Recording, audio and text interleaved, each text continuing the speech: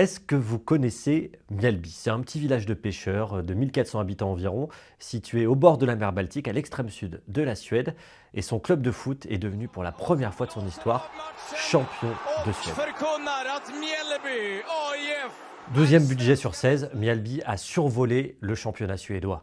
Le club a fêté son premier titre de champion de l'Allsvenskan le 20 octobre dernier, à 3 journées de la fin, après n'avoir perdu qu'une rencontre en 27 matchs. Jag hade i alla fall det, för jag vet hur bra spelarna var.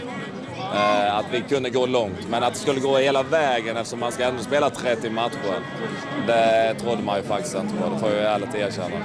Mjällby a aussi déjà battu le record de points du championnat suédois et peut encore l'améliorer parce que le dernier match de championnat a lieu le dimanche 9 novembre. Cette page incroyable de l'histoire du club a bien failli ne jamais s'écrire. En 2015, Mjällby est en 3e division au bord de la descente. Il se sauve de justesse et l'arrivée à la tête du club d'une fortune locale lui permet d'éviter la faillite et d'entamer une folle remontée. L'artisan de ce titre, c'est Anders Torstensson, l'entraîneur du club.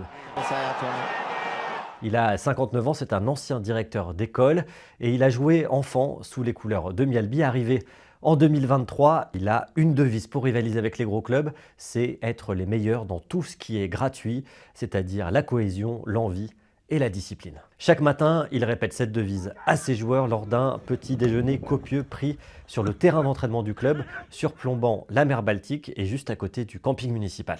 Avec ce titre de champion, Mjällby jouera les matchs qualificatifs pour la prochaine Ligue des Champions sans son gardien de but, déjà recruté par Comme, club de Serie A en Italie et dans un autre stade, puisque leur antre de 7000 places n'est pas homologué par l'UEFA.